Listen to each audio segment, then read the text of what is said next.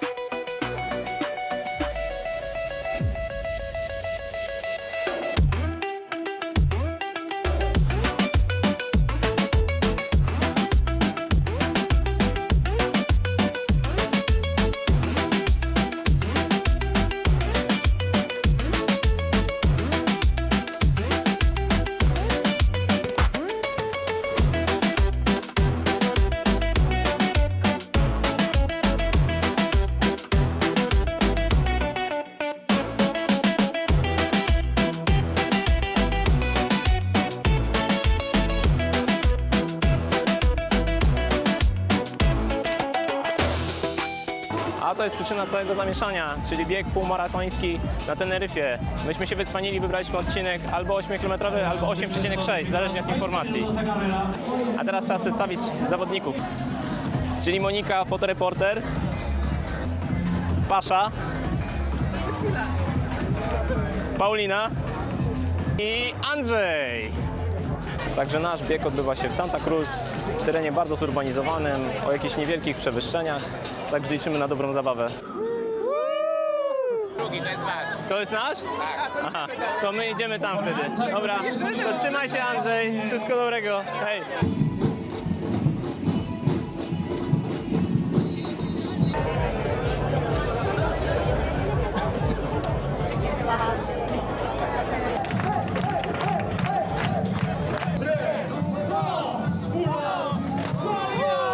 No i ruszyliśmy! Tempo mamy dobre! Razem z Pauliną w czołówce! Pasza lekko z tyłu, ale zaraz nas dogoni!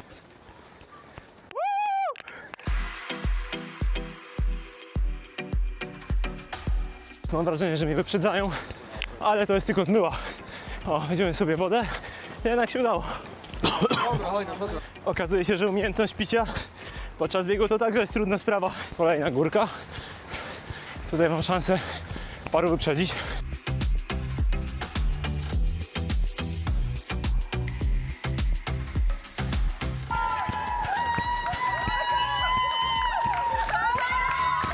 Już blisko końca.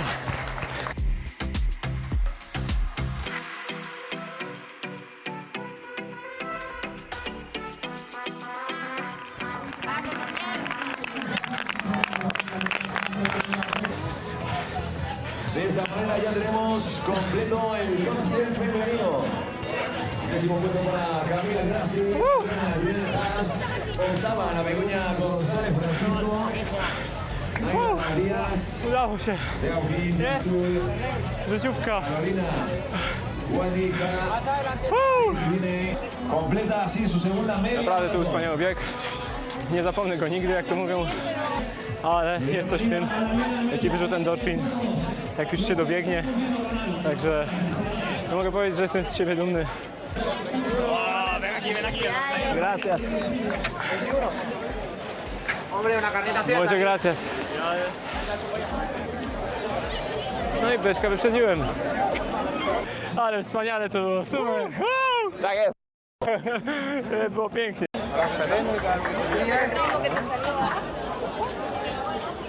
Ejki. con más Hej, de kochanie. 4.000 participantes. Gratulacje. No, dziękuję. Arribando al día de meta. A teraz trzeba wypatrywać pasy i Pauliny. Completan estos 8 kilómetros la mayoría de los corredores que están Jeszcze czekamy z Andrzejem na oficjalne wyniki, ale z tego co zapowiadał, no to tę barierę poniżej 40 spokojnie. 30 ile? Bravo, bravo.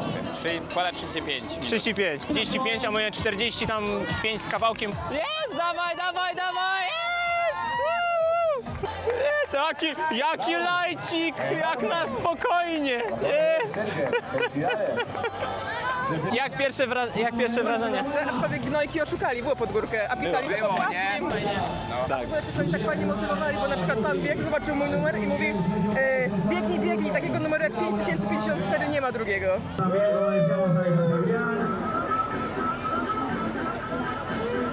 Jeszcze raz dziękuję za możliwość uczestnictwa w tym 8-kilometrowym biegu, jak się ostatecznie okazało. Zaraz będziemy sprawdzać, jakie czasy każdy z nas miał, ale wygląda na to, że było dosyć dobrze. Za udział w biegu zapłaciliśmy po 14 euro, a dodatkowo dostaliśmy. To jest nasz pakiet startowy, czyli worko, siatko, plecako, torba. Nawet z nadrukiem z tegorocznej edycji. No i teraz zawartość. W skład siatki wchodzą jakieś ulotki. Maść, powiedziałbym końska normalnie, ale ze względu, że to jest narysowany byk, no to raczej bycza.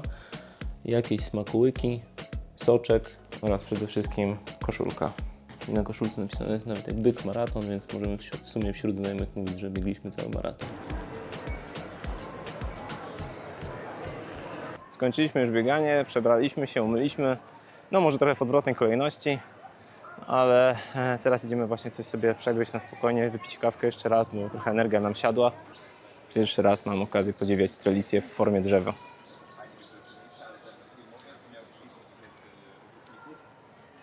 Teraz dopiero zdałem sobie sprawę, że musiałem jeszcze przestawić zegarek o godzinę. Także jak wylądowaliśmy, to okazało się, że u nich zachód słońca jest o godzinie 18. Po tej zmianie czasu. Chwila, nagrywam.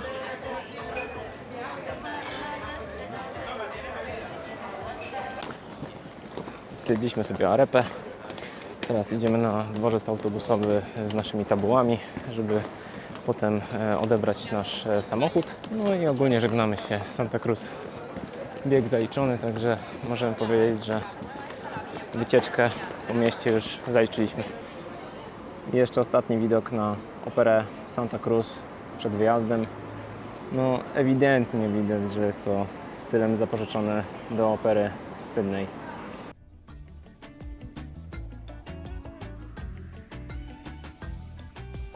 Stoimy pod salonem z wypożyczalnią, który wygląda właściwie jeszcze jak warsztat.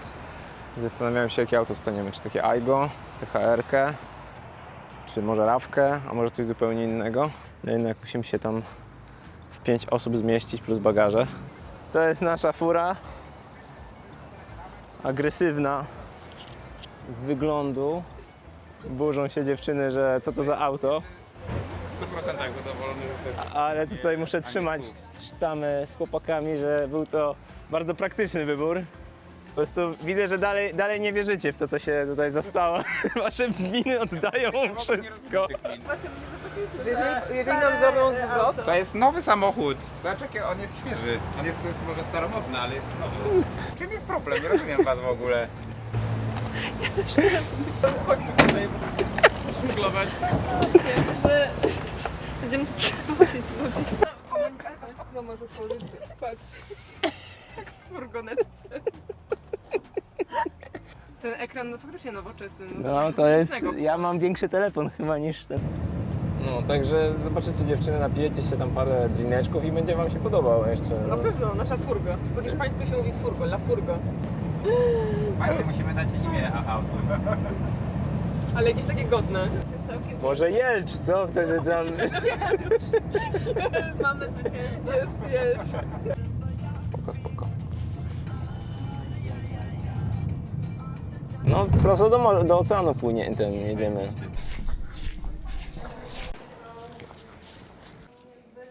Zapraszamy do naszego apartamentu. O cię kurczę. Bardzo fajnie, nawet kącik grillowy. Ładnie niż myślałem. Tadam! Słuchaj, raz Ale masz bliżej. O. Proszę nie wypadać z okna. Panienko z okienka. Idziemy ku zachodzącemu słońcu na plażę. Złapać ostatnie dzisiejsze promyki słońca. A na początku nie wiedziałem, gdzie tutaj jest ta plaża. Bo szukam piasku, szukam. No ale zapomniałem, że to jest przecież wyspa wulkaniczna. Jutro Monika, wchodzimy tam na koniec i skaczemy z górki.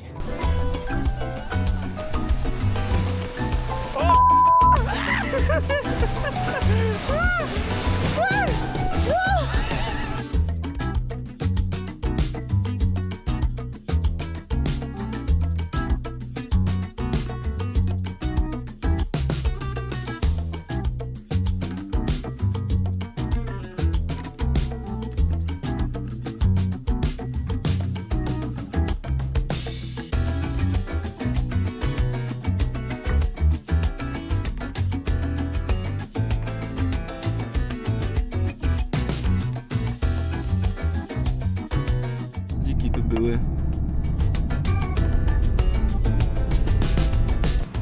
Właśnie jestem u podnóża Teide, ale dzisiaj nie jest dzień na zwiedzanie samego szczytu góry. Będziemy tu zwiedzać właśnie jednak jeszcze te dolne partie szlaków. Wbrew pozorom wcale nie zostałem wrzucony z samochodu, tylko cały czas szukam miejsca parkingowego. Niestety przyjechaliśmy tu prawdopodobnie w godzinach szczytu, czyli po 11, tak jak zrobiła większość. I niestety te wszystkie miradory są oblegane przez samochody. Właśnie tu jest z jednej strony ten parking, teraz idę z powrotem na ten drugi parking, no zobaczymy. Cześć chłopaki, co, nic się nie udało? Jeśli chcesz tutaj zaparkować, to musisz być trochę bezczelny, bo akurat tutaj państwo zwalniają miejsce, ale że są z dzieckiem, to trochę im dłużej to schodzi. Ale po prostu no nie ma innej opcji, jak po prostu wstawić jakiś kierunkowskaz i poczekać aż odjadą.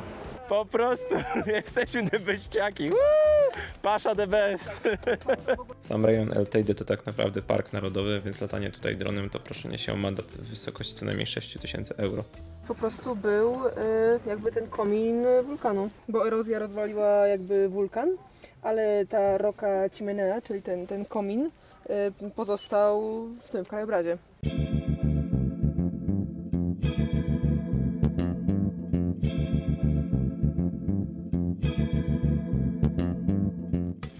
Bardzo spokojny jest ten szlak, taki bym powiedział bardziej emerycki wręcz nawet.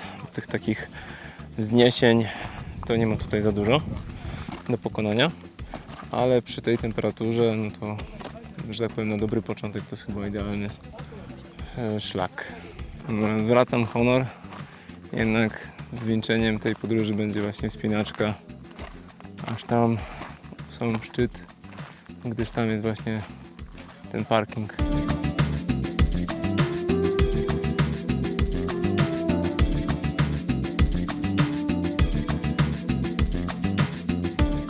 Także ja, wulkany i może jeszcze Teidę widać.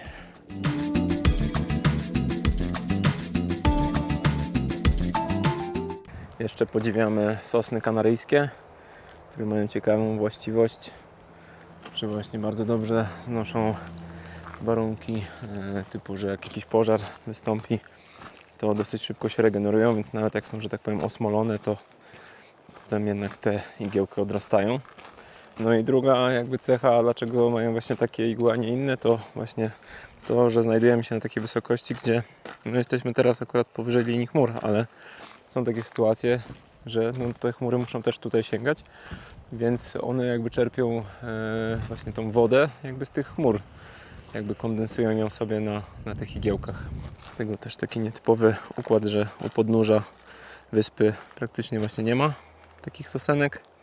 Potem powyżej pewnej właśnie granicy, gdzie te chmury się zwykle pojawiają, to już te sosenki są. No i potem znowu, im bliżej Teide, tym mniej chmur, więc znowu sosenek nie ma. Taka ciekawostka. Po horyzont, nie? No i dojechaliśmy do Los Gigantes.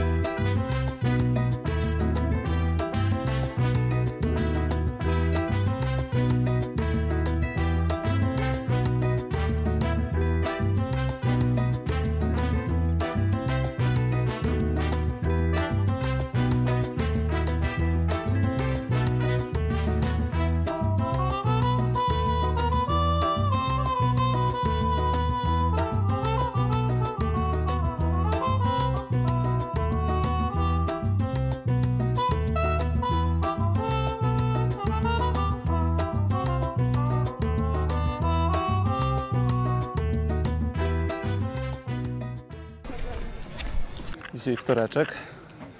Dzisiaj atrakcja prosto z oceanu. Dobra. Nie, my idziemy na to samo, a ty sam idziesz. No to przynajmniej w końcu będę miał trochę spokoju od was. Przejęłeś. Teraz Hornie, czy kiedy Hornie?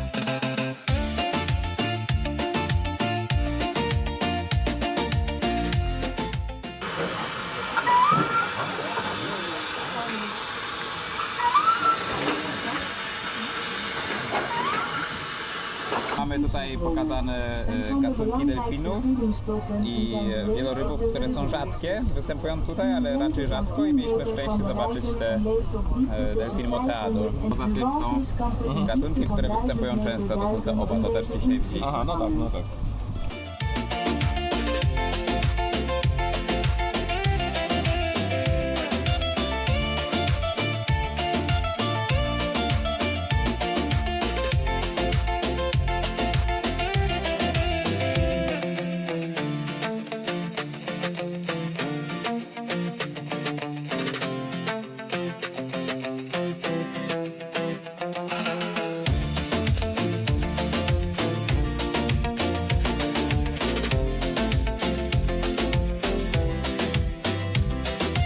Będziemy jeszcze dzisiaj wykorzystać ostatnie 2 godziny słońca na plażę, taką bardziej naturalną.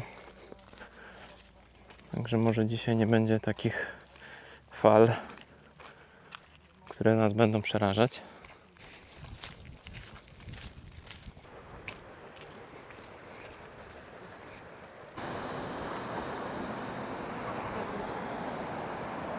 Nie wiem jak z nagrywaniem tutaj, ponieważ tak jak patrzę, to jest tu dużo nudystów, także nie chciałbym nikogo tutaj podglądać, albo żeby oni mieli jakieś wrażenie, że ich podglądam.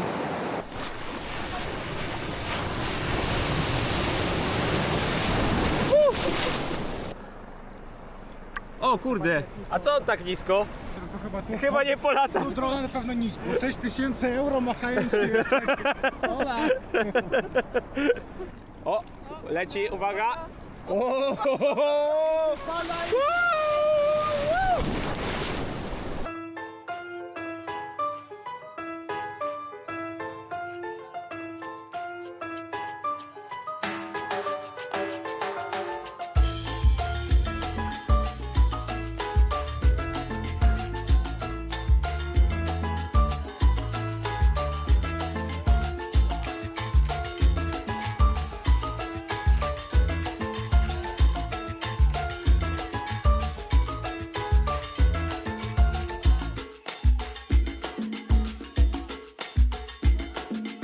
Ostatnią atrakcją, jaką zafundowaliśmy sobie tego dnia, jest podziwianie gwiazd. Udajemy się właśnie powyżej linii chmur, gdzie jest czyste powietrze i brak miejskich świateł. Teneryfa słynie właśnie z takich warunków idealnych do obserwacji nieba. Wszystko to sprawia, że gwiazdy są tutaj o wiele bardziej widoczne niż gdziekolwiek w Polsce. A ja w tym czasie zapraszam Was do podziwiania naszych zdjęć.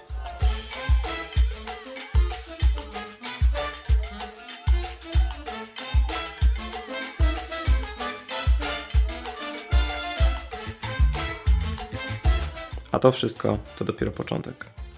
Cześć!